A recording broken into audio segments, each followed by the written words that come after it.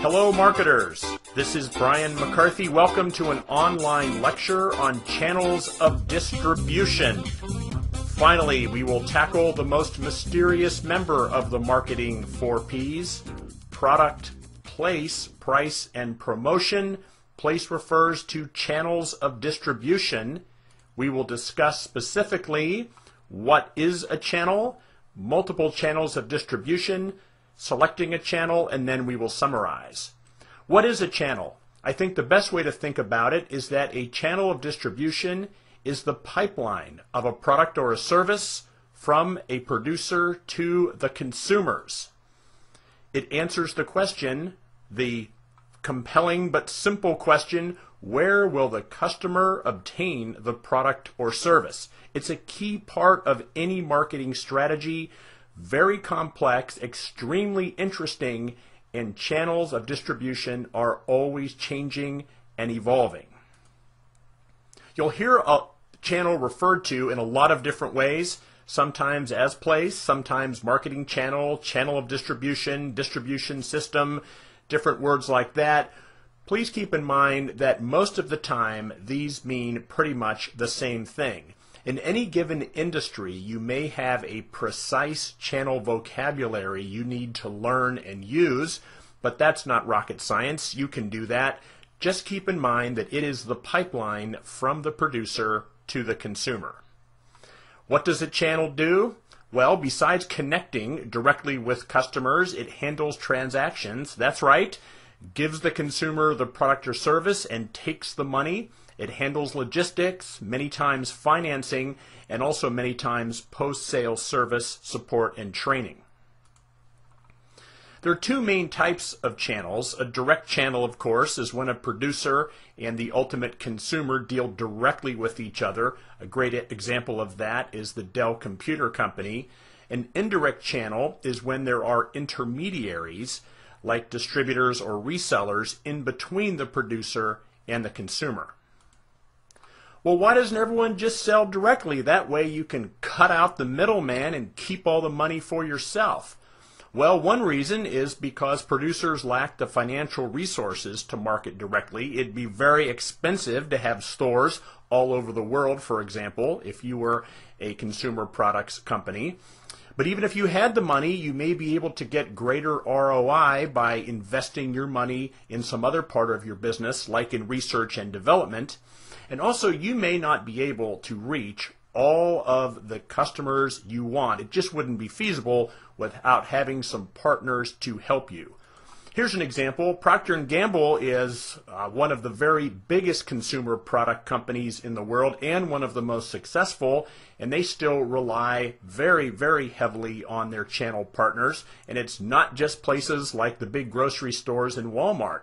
Take this example from their business in Mexico.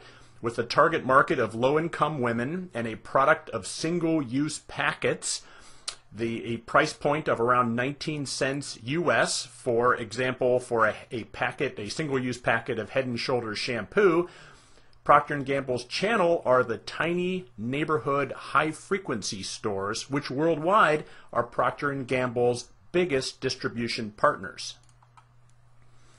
Many companies over time will grow from one channel of distribution to many channels of distribution. You may distribute your products on the web, via catalogs, and via stores, for example. Here's REI, a company many of us know, outdoor goods and apparel. They have their website, rei.com. They have REI catalogs, the famous REI catalogs, and also their REI stores in many cities. Anyone know who this guy is? Well, that's Jeremy Moon. He's the CEO of a young, growing, interesting outdoor apparel company called Icebreaker. They started in New Zealand. They make exclusively merino wool, base layer, mid layer, and outer layer outdoor clothing. All of the wool comes from New Zealand merino sheep. In terms of full disclosure, I have to let you know that while Icebreaker is not in any way a sponsor of this video broadcast, I am an avid user of their product, and I have to say it's as good as advertised in my opinion.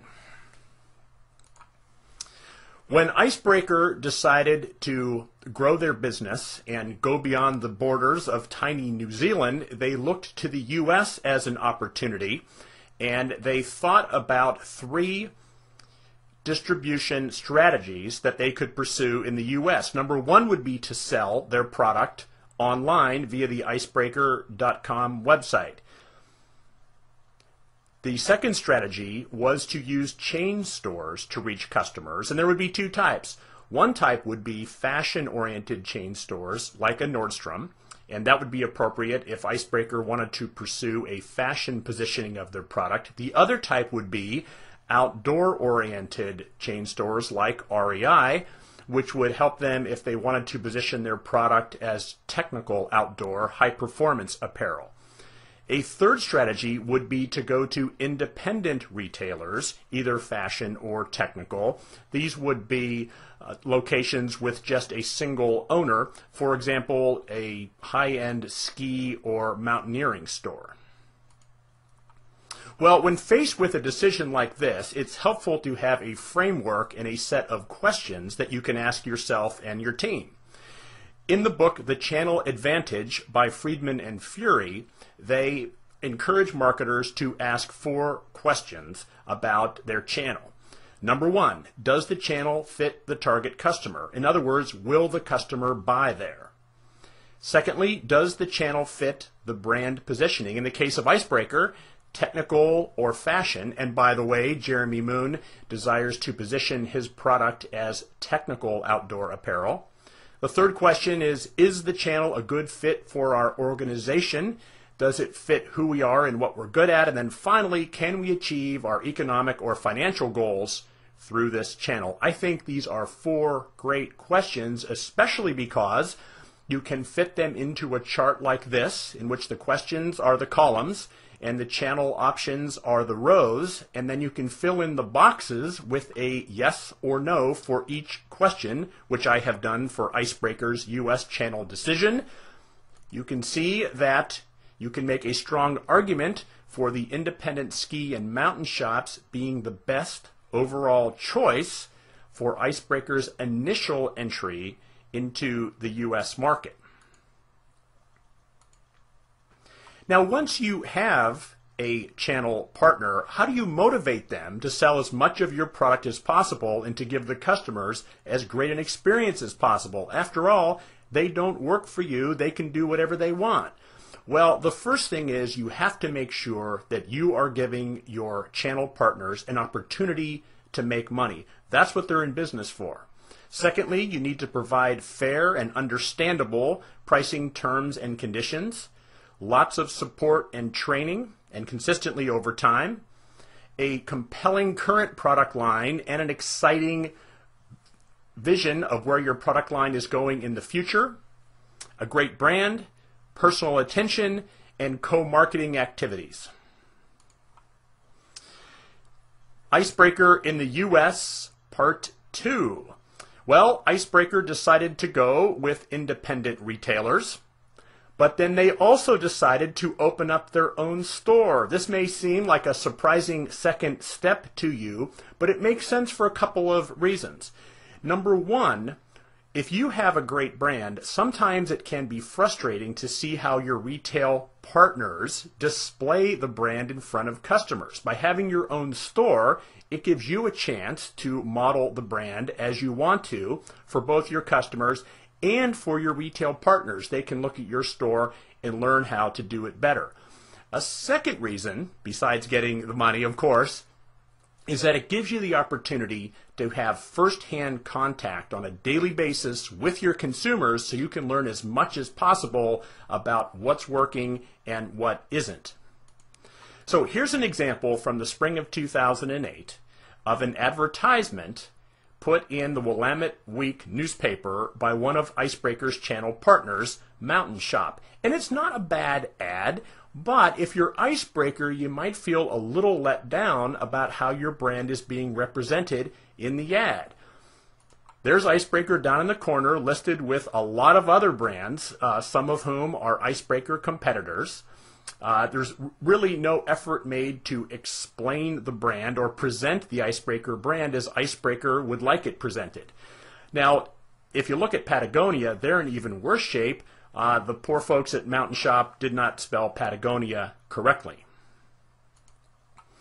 So for this and for many reasons, Icebreaker decided to open up their own concept store, they called it, in Portland. This is a shot of the billboard which they used to announce the grand opening of the store. You can see some of the imagery that Icebreaker uses to express their brand. Very interesting. And here is the location of the Icebreaker store at Burnside and 11th in Portland, right by Powell Books, in case you are in town and want to swing by. And here's an ad that Icebreaker ran in Portland Monthly magazine.